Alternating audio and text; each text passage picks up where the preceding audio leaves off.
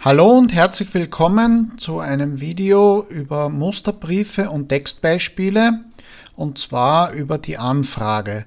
Ich habe vor etwa einem Jahr schon ein Video erstellt, wie man eine Anfrage schreiben kann, möchte das dieses Mal aber ein wenig anders machen. Und zwar möchte ich das Zeile für Zeile durcharbeiten und zeigen, wie man eine Anfrage erstellen kann und was man vor allem nicht machen sollte, denn es erreichen mich immer wieder über unsere Plattformen viele Fragen, weil es große Unsicherheiten gibt, die vor allem dadurch gegeben sind, dass man eine Anfrage nicht jeden Tag schreibt, es sei denn, man ist ein Unternehmer oder eine Unternehmerin, und eigentlich ist das gar nicht so schwierig und man braucht auch gar nicht so viel Text, um sein Ziel zu erreichen. Und dieses Video soll ein bisschen dabei helfen und ein paar Tipps zeigen, und wir werden ein wenig praktische Beispiele durchkauen. Ich möchte an sich damit beginnen, wie mit dem Video, das ich schon vor einem Jahr erstellt habe. Und zwar habe ich eine Seite, eigentlich sind es mehr Seiten, aber die Hauptseite Wissenswertes.at bietet unter anderem für ganz Österreich Informationen über Veranstaltungen an. Und eine Anfrage ist sehr schnell erstellt und sehr oft benötigt, wenn man für einen bestimmten Ort oder für eine bestimmte Veranstaltung Informationen erwartet, aber keine finden kann. Also fragt man die Redaktion logischerweise an, ob es mehr gibt als das, was gerade auf der Seite zu lesen ist. Und dann bekommen wir immer wieder Anfragen, die schauen so aus. Da muss ich schauen, so. Nämlich, schick mir die Liste. Kein Hallo, keine lieben Grüße und vor allem, weiß man nicht so recht, was soll ich damit. Und ich möchte das jetzt ein wenig durchdenken, was das Problem dabei ist, und bei der Gelegenheit können wir auch gleich die Grundlagen erarbeiten, worauf es bei einer Anfrage ankommt und wie man es auch schafft, dass man gar keine Antwort bekommt, weil aufgrund so einer E-Mail mache ich einfach eines, ich lösche es, weil es uninteressant ist und ich kann nicht einmal etwas damit anfangen. Und wenn man ein Pech hat und man ist ehrgeizig und sagt, mit dieser E-Mail kann ich nichts anfangen, dann bekommt man wahrscheinlich eine blöde Antwort auch noch. Was ist das Problem an diesem Einzeiler? Das Problem ist erstens einmal, dass man keinen Respekt erkennen kann. Kein Hallo, keine lieben Grüße. Man muss jetzt nicht im Respekt übertreiben, aber es bedeutet doch recht viel Arbeit, dass man solche Informationen zusammenträgt, und dass man das zumindest wertschätzt, wäre schon einmal nicht so uninteressant. Das zweite ist, was will ich? In dem Fall steht hier zwar eine Liste, aber welche Liste? Geht es da um Ostermärkte? Geht es da um die Stadtfeste? Geht es da um das Donauinselfest in Wien oder vielleicht irgendwelche anderen Veranstaltungen? Man hat keine Ahnung. Was man bei der Anfrage ebenfalls durchaus beachten soll, ist, warum schreibe ich diese Person an? Das muss nicht immer wichtig sein, weil wenn ich jetzt eine Redaktion kontaktiere und Informationen erwarte, dann gibt es keinen besonderen Grund, weil klar ist, dass auf der Seite dieser Redaktion Informationen zu diesem Thema bereits gegeben sind. Aber wenn ich zum Beispiel ein Gespräch auf einer Messeveranstaltung durchgeführt habe, und ich habe noch eine Frage, die mir erst später eingefallen ist, dann ist es interessant zu sagen, wo man das Gespräch geführt hat, worüber es gegangen ist und worauf man sich bezieht. Und der letzte Punkt ist der wichtigste. Was erwarte ich mir? Weil es kann jetzt sein, dass ich Informationen zu einem Produkt erwarte und das Produkt nenne und der Verkäufer weiß, was ich meine, aber er weiß noch immer nicht, was ich will. Weil das kann jetzt ein Prospekt sein, das kann jetzt die Preisliste sein, das kann aber auch eine Unterstützung bei der Finanzierung sein. Wenn es irgendein teureres medizinisches Gerät ist zum Beispiel. Das heißt, Freundlichkeit, was will ich? Gibt es irgendwelche Bezüge und was erwarte ich mir? Und das schauen wir uns jetzt da genauer an. Beispiel, nehmen wir eine Anfrage nach einem Messebesuch.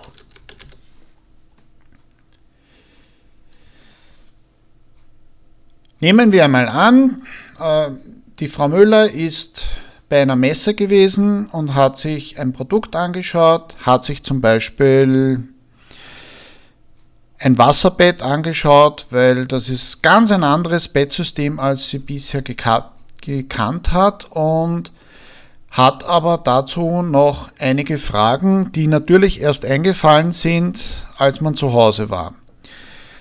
Und nehmen wir weiter an, die Frau Müller hat ein Prospekt mitgenommen, aber in dem Prospekt sind keine Preise drinnen, weil die Preisliste ist woanders gelegen und das hat sie nicht gewusst. Und außerdem würde sie gern wissen, wie das mit der Finanzierung aussieht und ob es vielleicht sogar von der Krankenkasse irgendwelche Zuschüsse geben kann, weil sie mit dem Rücken Probleme hat, etc. Wie kann man sowas schreiben? Nachdem sie bei der Messe war, kann es durchaus sein, dass sie eine Visitkarte bekommen hat. Wenn sie das nicht bekommen hat, kein Problem. Mit sehr geehrte Damen und Herren kann man die Anfrage jederzeit beginnen. Alternativ kann man auch sehr geehrte oder sehr geehrter den Namen von der Visitkarte verwenden und die Anfrage beginnen. Wichtig ist, das haben wir vorher besprochen, worum geht's? Und in dem Fall schreiben wir, ich habe Sie auf der Messe, und jetzt wird es schon spannend, weil für die Frau Müller ist völlig klar, auf welcher Messe sie war. Sie kann sich auch ganz genau an das Gespräch erinnern, aber das Unternehmen, die Verkäufer, die sind vielleicht auf verschiedensten Messen unterwegs, also macht es Sinn, wenn man schreibt, auf der Messe, nehmen wir mal an, Bauen und Wohnen in Graz. Solche Messen gibt es in ganz Österreich, gibt es in ganz Deutschland oder in der Schweiz. Besucht und habe mir das Wasserbett Modell XY angeschaut und erklären lassen. Mit diesem einfachen Satz weiß das Unternehmen, welche Messe es war, wo das war und worum es geht. Damit ist der Bezug schon gegeben, damit ist das Produkt gegeben, man weiß, worauf die Frau Müller aus ist. Jetzt geht es darum, was will ich damit? Und sie schreibt, ich habe von Ihnen ein wunderschönes Prospekt bekommen, aber es war keine Preisliste enthalten. Und ich möchte auch,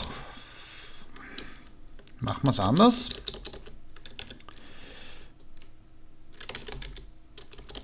gibt es Finanzierungsmöglichkeiten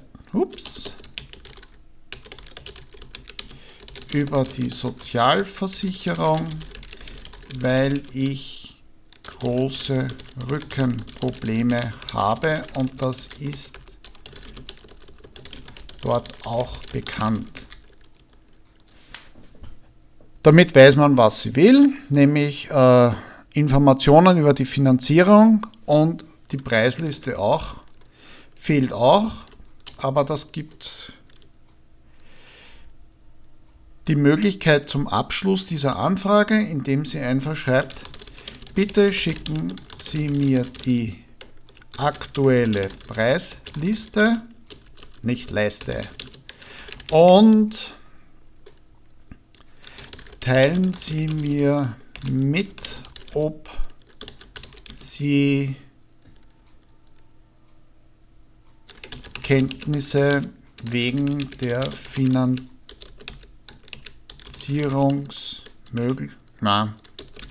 gefällt mir besser, haben. Mit freundlichen Grüßen, Frau Müller. Und das war's. Das ist die ganze Anfrage.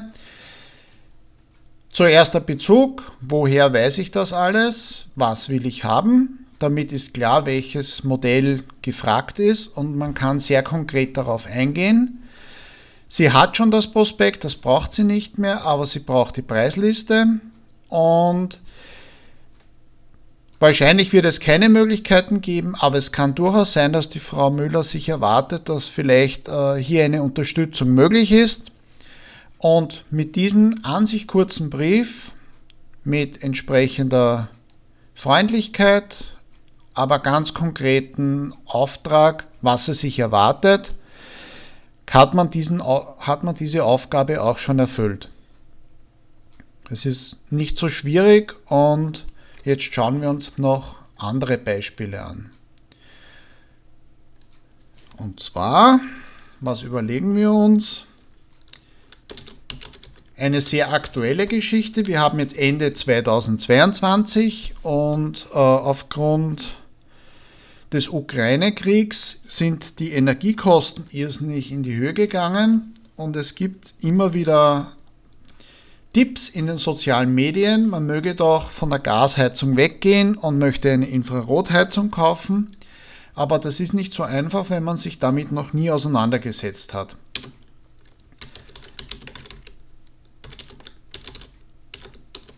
Machen wir hier ein ganz konkretes Beispiel.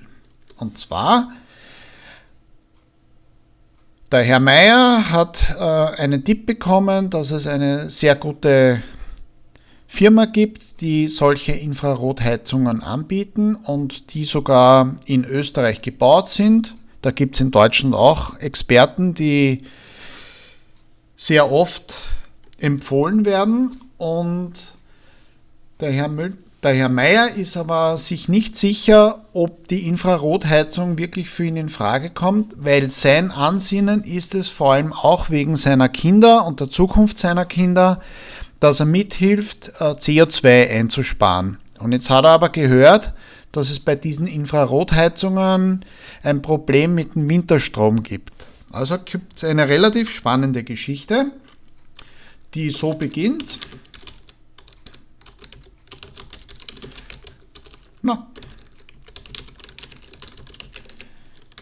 Man könnte auch alternativ liebes Firmenname, wenn man das ein bisschen lockerer formulieren will, aber so ist man auf der sicheren Seite.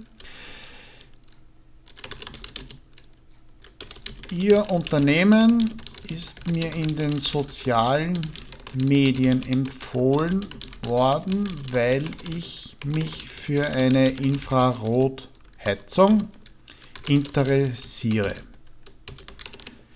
In dem Fall gibt es keinen weiteren Bezug, aber das Unternehmen, der Verkäufer weiß trotzdem, warum er kontaktiert wird. Das ist fürs Marketing gar nicht uninteressant, dass man über die sozialen Medien neue Kunden bekommen kann. Und jetzt geht es wieder darum, was erwarte ich mir eigentlich, was will ich haben. Es kann jetzt sein, dass ich jetzt die Produkte vorgestellt haben möchte. Es kann sein, dass es einen Schauraum gibt, wo man auch ein Beratungsgespräch haben kann. Vor allem interessiert ihn aber der Winterstrom. Ist die Frage, ob er diese Antwort überhaupt bekommt, aber wir probieren es einmal.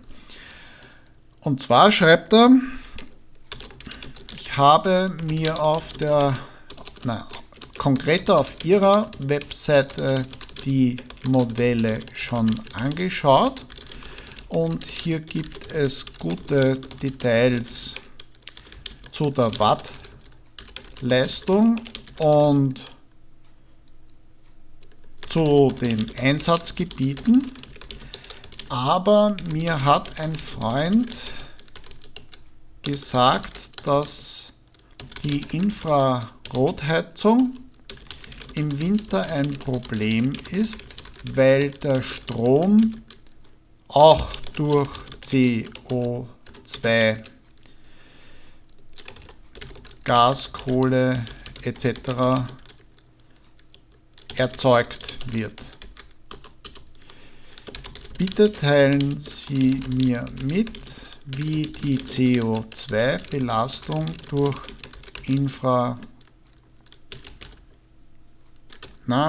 durch die Infrarottechnologie aussieht.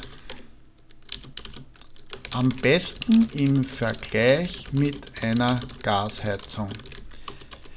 Denn ich möchte diese Heizung einsetzen, um Gas und damit hohe CO2-Ausstöße zu verhindern. Mit besten Grüßen aus Wien, Herr Meier. Im ersten Teil haben wir erzählt, wie wir zu dieser Firma gekommen sind und um was es uns geht. Wir haben außerdem schon mitgeteilt, dass wir die Modelle kennen. Das heißt, es geht hier nicht darum, was die Firma jetzt verkaufen kann. Das wissen wir schon. Mit den Leistungen haben wir uns auch auseinandergesetzt, aber wir haben erfahren, dass es im Winter mit dem Winterstrom ein Problem gibt, weil, das wissen gar nicht so viele, der Strom, dadurch, dass weniger Sonnenlicht genutzt werden kann und weniger Wasserkraft, durchaus mehr CO2 verursachen kann als Gas. Das ist aber soll jetzt nicht unser Thema sein, ist nur ein ganz konkretes Beispiel, das dieser Tage wirklich viele Leute bewegt. Und daher ist die Anfrage, wie schaut es jetzt mit der CO2-Belastung wirklich aus? Und man will am besten gleich den Vergleich mit der Gasheizung, weil dann hat man die Möglichkeit, sich zu überlegen, was effizienter, was besser ist. Und auch dann haben wir unsere Anfrage fertigstellen können. Und jetzt überlegen wir uns noch ein drittes Beispiel, das auch konkret interessant sein kann. Und nachdem wir hier Produkte bis jetzt angesprochen haben, nehmen wir jetzt eine Dienstleistung. Was könnten wir uns da überlegen? Wir können zum Beispiel Anfrage wegen Finanzierungsberatung uns überlegen. Und zwar nehmen wir an, wir haben schon sehr lange einen Versicherungsbetreuer, der regelmäßig Kontakt sucht wegen der Versicherungen, der Änderungen, vor allem wenn es um die Lebens- und die Krankenversicherung geht. Und bei der Lebensversicherung gibt es sowieso fast nur noch Versionen, die mit Investmentfonds zusammenspielen. Und daher ist die Frage, ob der Versicherungsberater nicht auch eine allgemeine Finanzierungsberatung macht. Das heißt, wie kann ich mein Geld anlegen? Da gibt es verschiedene Vertreter, die unterschiedlichste Produkte anbieten und da wäre die Frage, ob das der Versicherungsvertreter auch macht. Sehr viel wird bei der Versicherung nicht mehr so wie früher übers Telefon gemacht, sondern über E-Mail und daher kennen wir unseren Herrn, sehr geehrter Herr Machen wir einen Herrn Müller. Oder Mustermann, das ist immer typisch.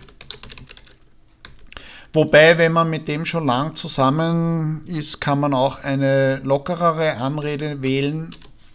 Aber das ist jetzt nicht so wichtig.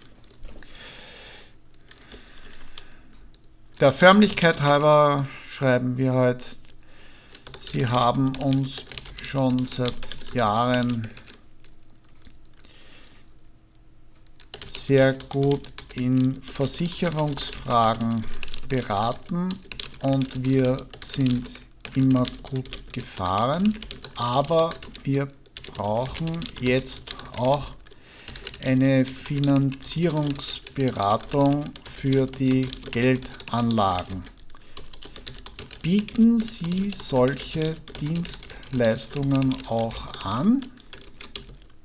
Und wenn ja, bitte geben Sie uns bekannt, wann Sie Zeit für ein entsprechendes Beratungsgespräch haben. Liebe Grüße, Familie XY. Und das war's auch schon. Ob der Versicherungsvertreter das wirklich macht, ob er es machen darf oder kann, das spielt jetzt für uns keine Rolle. Es ist einfach ein Beispiel, wie man die Anfrage stellen kann und worauf zu achten ist. In dem Fall ist es eine andere Situation als bei den ersten beiden Beispielen, weil hier gibt es schon den Kontakt. Es kann auch durchaus sein, dass manche schon fast befreundet sind, dann wird man überhaupt einen lockereren Stil wählen. Ob man anruft oder ob man ein schnelles E-Mail schickt, ist Geschmackssache, wobei das E-Mail insofern einen Vorteil hat, dass diese Versicherungsleute sehr viel unterwegs sind und er kann sich das E-Mail durchlesen, wann immer er Lust dazu hat. Beim Anruf kann es sein, dass man ihn gerade nicht erwischt oder er gerade im Auto sitzt und daher ist der schriftliche Anfrage gar nicht so untypisch und ein sehr, oft gewählter Stil, wenn man eine zusätzliche Frage zu dem hat, was man normalerweise ohnehin schon geklärt hat. Und dann kommen wir zum Schluss noch einmal zum Beginn, nämlich Anfrage wegen Veranstaltungen. Ups. Ich habe erzählt, dass ich mit Wissenswertes.at eine Plattform habe, die vor allem für Österreich die Veranstaltungen sammelt und ich bekomme oft Anfragen und schick mir die Liste, ist nicht hilfreich, wie könnte sowas aussehen und wie wird das oft geschrieben. Das ist zum Beispiel so: Liebes wissenswertes Team,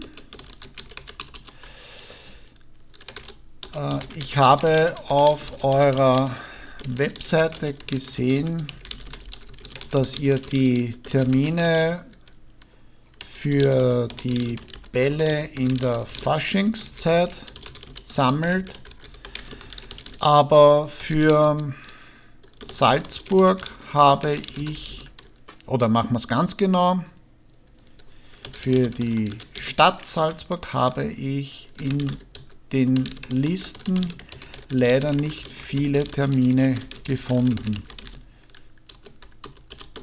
Werdet ihr, machen wir es groß, noch weitere Termine eintragen oder habt ihr weitere Termine, die noch nicht online zu lesen sind? Ich würde nach der langen Corona-Zeit nämlich sehr gerne wieder tanzen gehen.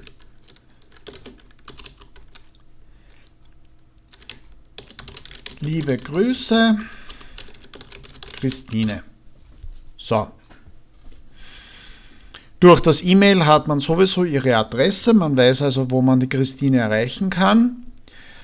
Und Der Höflichkeit ist entsprochen. Liebes, wissenswertes Team schreiben viele, das passt so. So kann man sich auch an diverse Redaktionen wenden, wenn man eine Frage zu einer Webseite hat. Und in dem Fall weiß man dann, es geht um die Bälle. Die Faschingszeit muss gar nicht stimmen, weil im Herbst sind zum Beispiel sehr viele Schulbälle und da fangen sehr viele größere Ballveranstaltungen auch an. Aber die Hochzeit der Bälle ist nach Jahreswechsel bis Ende des Faschings, das ist meistens Mitte Februar. Es geht um die Stadt Salzburg, also zum Beispiel Wiener Termine machen überhaupt keinen Sinn. Und die Frage ist, ob es weitere Termine gibt und dass sie dann, nachdem in der Corona-Zeit die Bälle praktisch alle abgesagt waren, jetzt wieder tanzen gehen will, ist eine nette zusätzliche Information und versteht jeder Mensch und macht das Ganze lockerer und man braucht aber keinen Roman schreiben, sondern es geht wirklich darum, was erwarte ich und das weiß ich jetzt hier und dann kann ich als Redaktion sehr leicht darauf reagieren. Und so haben wir jetzt 4 verschiedene Anfragen durchgearbeitet. Das System ist immer das gleiche und man hat gesehen, es sind keine langen Briefe, man muss nichts kompliziert machen.